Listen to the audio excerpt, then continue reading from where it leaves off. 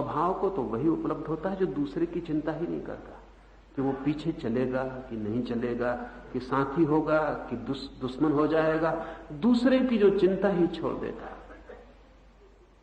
बहुत बार लाओत्से के ऊपर स्वार्थी होने का आरोप लगाया गया।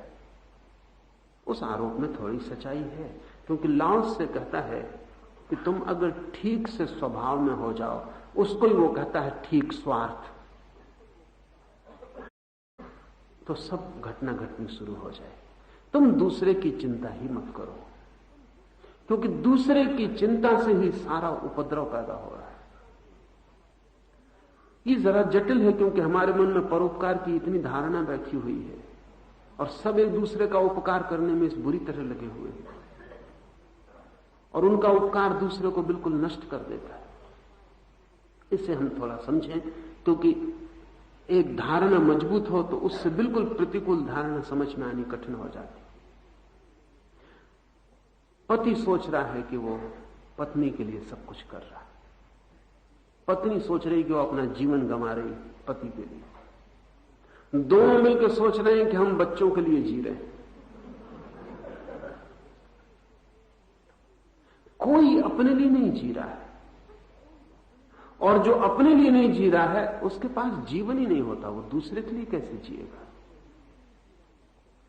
इसलिए खतरे होंगे। पति सोच रहा है पत्नी के लिए मेहनत कर रहा है, तो पत्नी से बदला लेता रहेगा स्वभाव है, क्योंकि जिंदगी गंवा रहा है वो पत्नी के लिए, तो इसका बदला कौन लेगा। तो पत्नी पर वो क्रोध और रोष और दुष्टता जाहिर करता रहेगा। पत्नी सोच रही उसने अपना शरीर, अपना जीवन, अपना सब कुछ गंवा दिया इस पति के लिए, वो इससे बदला लेती रहेगी। और दोनों मिलकर बच्चों की गर्दन पर कसे हुए वो कहते हैं हम तुम्हारे लिए जी रहे हैं, तो हमें जीने की कोई बात ही नहीं, तुम्हें जीने की कोई बात नहीं। तुम्हारे बाप और मां तुम्हारे लिए जिए, उनको भी जीने की कोई बात नहीं थी, उनके बाप और मां उनके लिए जिए, और ये बच्चे भी खुद नहीं जिएंगे, ये अपने बच्चों के लिए जिएंगे। इस संसार में कोई अपने लिए जिएगा ही नहीं, तो जीवन कहां फलित होगा। तो ये मां बाप बच्चों से बदला लेते रहेंगे, इन पर क्रोध आते ही रहेगा। अब तक मैंने एक ऐसा मां बाप नहीं देखा जो बच्चों पर क्रोध न कर रहा हो। लेकिन क्रोध का कारण बच्चे नहीं, क्रोध का कारण है कि मेरी जिंदगी तुम्हारे लिए खराब हो रही, मैं मर जाऊंगा मेहनत कर करके और तुम मजा करोगे। वो भी मजा नहीं करेंगे, आपकी कृपा ऐसी है कि आप उनको बिगाड़ देंगे। यहां कोई मजा तो कर ही नहीं सकता, मजा यहां पाप है। तो ये मां बाप बच्चों से बदला लेते रहेंगे। और ध्यान रहे, बच्चों को ये कभी समझ में नहीं आएगा कि आप हमारे लिए जिए, क्योंकि आपके पास जीवन ही नहीं था। और बच्चों को सिर्फ इतना ही समझ में आएगा कि कितना आपने क्रोध किया, कितना उनको सताया, कितना परेशान किया। आखिर में बच्चों को याद रह जाएगी आपकी दुष्टता, और आपको याद रह जाएगा आपकी कुर्बानी, और इन दोनों में कोई तालमेल नहीं है। बुढ़ापे में आप कहते रहोगे कि मैंने कुर्बानी की, और बच्चे जानते हैं कि सिवाय तुमने सताने के और कुछ भी नहीं किया। बच्चे बूढ़ों से बदला लेते हैं, क्योंकि बच्चे बचपन में तो बदला नहीं ले सकते, कमजोर, असहाय, आप पे निर्भर है, आप उनको सता लेते हैं। फिर जब आप बूढ़े होते हैं तो बच्चे आपको सताना शुरू कर देते। सारी दुनिया में बूढ़े बच्चों से परेशान हैं, क्योंकि जैसे ही बूढ़े हुए आप और बच्चे आपको तिरस्कार करने लगते हैं और आपको सताना शुरू कर देते हैं, वो भी ढंग निकाल लेते हैं।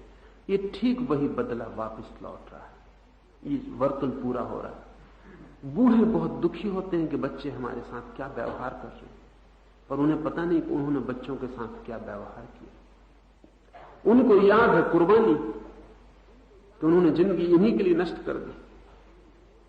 इन दोनों भाषाओं का कहीं कोई मेल नहीं, लेकिन अगर ठीक से समझें तो जो आदमी दूसरे के लिए जिंदगी नष्ट करेगा वो आदमी खतरनाक है, क्योंकि उसमें जो शहीदगी पैदा हो गई कि मैं शहीद हो गया हूं, वो बदला लेगा। तो ये जो मार्टरडम है, ये जो शहीदगी है, ये सबसे बड़ा पाप है जगत में। इस भाषा में कभी भी मत सोचना कि मैं दूसरे के लिए जीऊं, क्योंकि आप खतरनाक हैं, आप दूसरे को नुकसान पहुंचाएंगे। आप सिर्फ अपने लिए जिए, और आपके जीवन में इतनी सुगंध हो वो तभी होगी जब आप अपने लिए जिएंगे। पति अपने लिए जी रहा है, उसके अपने लिए जीने से जो आनंद फलेगा वो पत्नी को भी मिलेगा, वो ज्योति उसके ऊपर भी पड़ेगी। लेकिन पति कभी ये नहीं कहेगा कि मैं तेरे लिए जिया, मैं जिया अपने लिए। और अगर मेरे जीवन में बाढ़ आई और मेरे जीवन में धाराएं ज्यादा हो गई और अतिरेक हो गया, मेरा आनंद तो तुझ तक भी पहुंचा, लेकिन मैं तेरे लिए नहीं जिया, जिया मैं अपने ही लिए। और पत्नी अपने लिए जी रही है और उसके पास जब ज्यादा होती है तो वो बांटती है, और जो ले लेता है उसकी वो अनुग्रहित होगी। क्योंकि जब कोई बाहर से भर जाता है आनंद के, तब जो भी उसके आनंद को बटा लेता है वो उसे निर्भर करता है। और ये माँ बाप दोनों आनंद से जी रहे हैं अपने आनंद के लिए। इनकी छाया में बच्चों को भी बहुत आनंद मिलेगा और ये बच्चे अनुग्रहित रहेंगे इनके बुढ़ापे तक, क्योंकि इनके पास जो छाया और जो सुगंध अनुभव हुई थी। और इन माँ बाप को कभी बुढ़ापे में यह ख्याल नहीं रहेगा कि हमने अपनी जिंदगी तुम्हारे लिए बर्बाद की, इसलिए बदला लेने का कोई सवाल नहीं। और जहां बदला लेने का कोई सवाल नहीं, वहां बहुत कुछ प्रत्युत्तर में मिलता है। इस जगत में जो मांगता है उसे कुछ भी नहीं मिलता। जो नहीं मांगता है और अपने आनंद से देता है, किसी सिद्धांत के कारण नहीं, किसी कर्तव्य के कारण नहीं, जो देता है इसलिए कि उसके पास इतना ज्यादा है कि देने में वो सुख पाता है, उसको बहुत आनंद उपलब्ध होता है। लाओसे की शिक्षा अति स्वार्थी है, पर मैं मानता हूं कि अगर दुनिया उसकी शिक्षा के करीब आ जाए तो दुनिया में इतना परार्थ होगा जिसका हिसाब नहीं। हम सब परोपकारवादी हैं और दुनिया में इतना उपद्रव मचा और इतना स्वार्थ है जिसका कोई हिसाब नहीं। विपरीत परिणाम हो जाता है। दूसरे की चिंता छोड़कर अपनी ही चिंता कर लें ठीक से। पर हमारे मन में बड़ा डर लगता है, अपनी चिंता, ये तो बात बुरी है।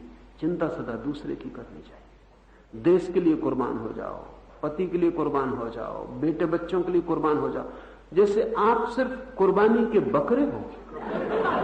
आपको सिवाय कुर्बान होने की कोई काम ही नहीं। कहीं ना कहीं कुर्बान हो जाओ, आपकी सार्थकता हो गई। कहीं ना कहीं किसी बलवेदी पे अपना सिर रख दो और झंझट खत्म हो गई, आपका जीवन पूर्णता को उपलब्ध हो गया। कुर्बानी की बात ही बेहोती है। और वो जिनने खोजी है उन्होंने एक बहुत झूठा जाल खड़ा कर रखा। जाल इतना बड़ा है और इतना प्राचीन है कि उसमें से बाहर सिर उठा के देखना भी बहुत मुश्किल होता है। मैं भी आपसे कहता हूं, अपने स्वार्थ की अगर आप ठीक से चिंता कर लें तो आपसे किसी को कोई हानि ना होगी और आपके जीवन से परोपकार सहज ही बहेगा। और सहज बहे तो ही शुभ है, चेष्टा से बहाना पड़े तो अशुभ है। महान प्रतीक को धारण करो और समस्त संसार अनुगमन करता है, और बिना हानि उठाए अनुगमन करता है। ये वचन बहुत अनूठा है। और बिना हानि उठाए अनुगमन करता है, फॉलोज विदाउट मीटिंग हार्म। क्योंकि अनुगमन तो करवाया जा सकता है लेकिन तब हानि होती। सारे नेता हानि पहुंचाते, क्योंकि सारे नेता का रस है कि कोई अनुगमन करे। नेता को अनुयायी में कोई रस नहीं है वस्तुतः, लोग उसका अनुगमन करें इसमें रस है।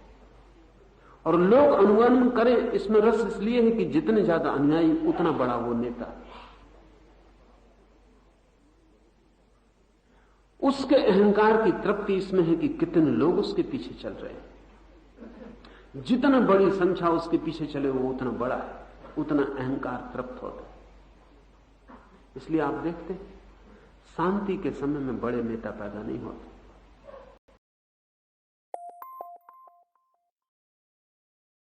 अशांति के समय में, शांति के समय में लोग इतने भयभीत हो जाते कि वो किसी का सहारा चाहते। समझने कि भारत में स्वतंत्रता का संग्राम था तो बड़े नेता पैदा हुए।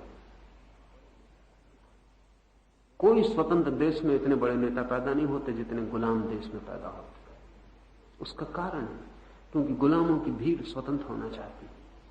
कोई भी सहारा दे तो उसके पीछे चल सकती है।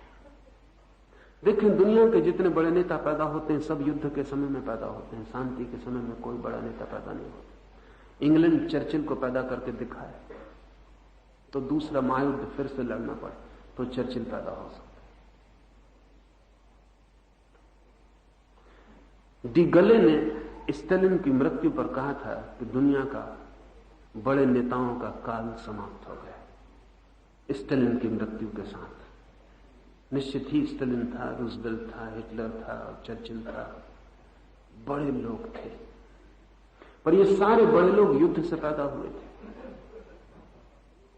चाहे गांधी हो, चाहे नेहरू हो, ये सारे बड़े लोग संघर्ष से पैदा होते हैं जब अशांति होती और लोग परेशान होते हैं और लोगों को कोई का सहारा चाहिए, कोई जिसके वो पीछे चल सके।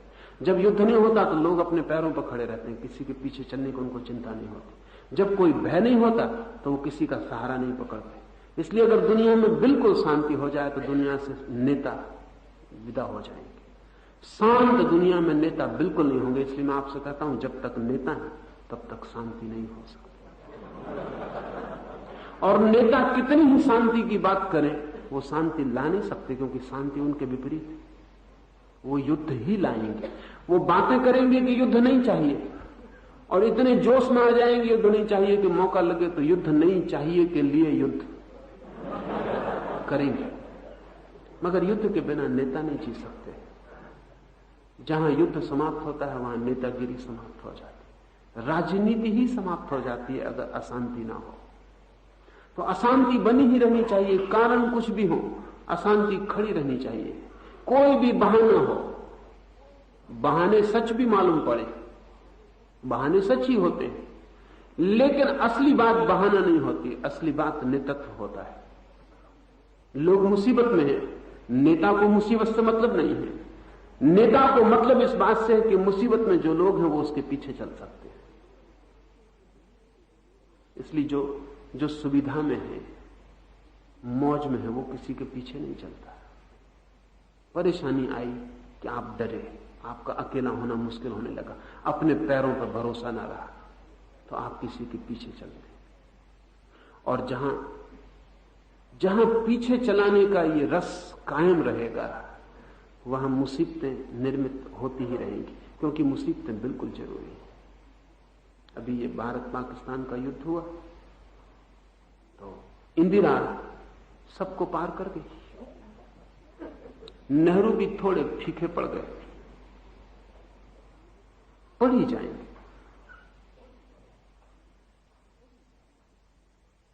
जहां युद्ध है, लोग भयभीत हुए कि भयभीत लोग भीड़ में इकट्ठे हो जाते। युद्ध गया, इसलिए आप देखते हैं जब युद्ध होता है तो लोग कहते हैं देश में बड़ी एकता आ जाती। एकता वगैरह कुछ नहीं आती। भयभीत लोग अकेले खड़े नहीं रह सकते,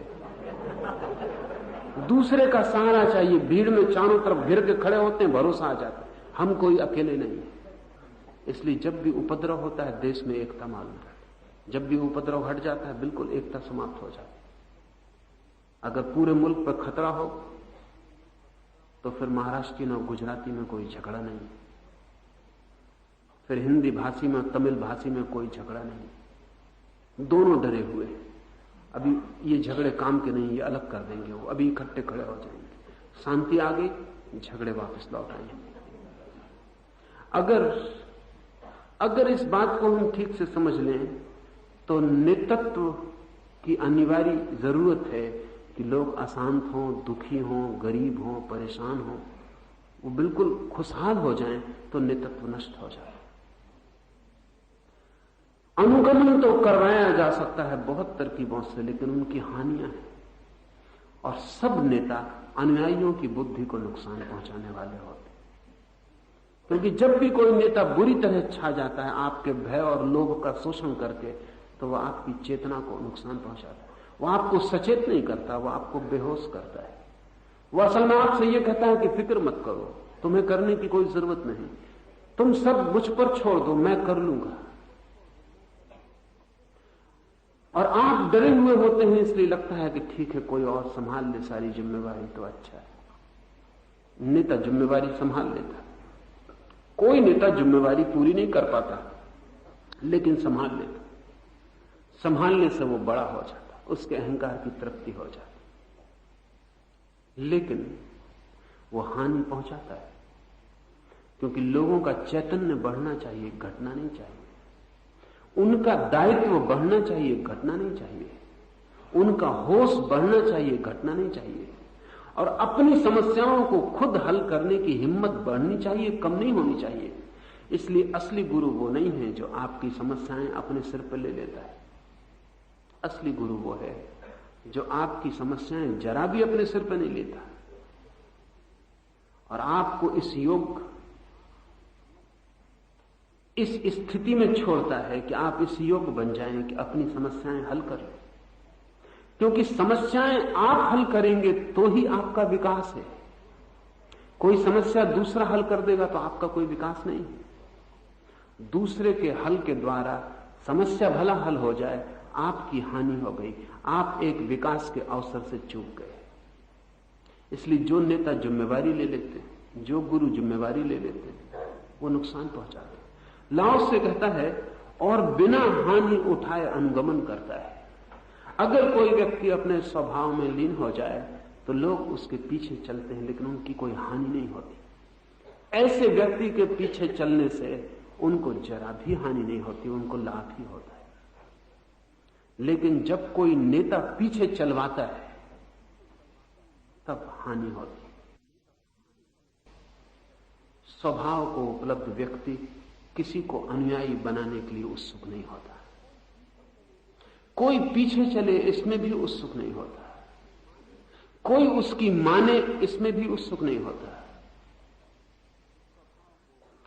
स्वभाव को उपलब्ध व्यक्ति तो अपने आनंद में लीन होता है। उसके आनंद की हवा में कोई बह के आ जाए और उसकी सुगंध किसी को पकड़ ले और उसके भीतर का संगीत किसी के हृदय में तान छेड़ दे, वो गौण बात है, उससे कोई लेना देना नहीं। और बिना हानि उठाए अनुगमन करता है और स्वास्थ्य, शांति और व्यवस्था को उपलब्ध होता है। वो लोग जो पीछे चलते हैं, स्वभाव को उपलब्ध व्यक्ति को के पीछे चलते हैं, वे स्वास्थ्य, शांति और व्यवस्था को उपलब्ध होते हैं। लेकिन कला यही है कि ना तो वो स्वास्थ्य की चिंता करता है आपके, और ना आपकी शांति की चिंता करता है, और ना आपको व्यवस्था देता है। लाओसे की बात बड़ी कंट्राडिक्टरी है, बड़ी विरोधाभासी है।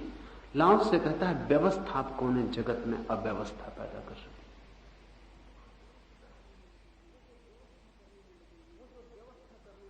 वो जो व्यवस्था करने में लगे हुए हैं कि सब व्यवस्थित कर देना है, उनके कारण अव्यवस्था खड़ी हो जाती है। क्योंकि उनकी व्यवस्था आरोपण होती है और कोई भी अपने स्वभाव में नहीं रह पाता।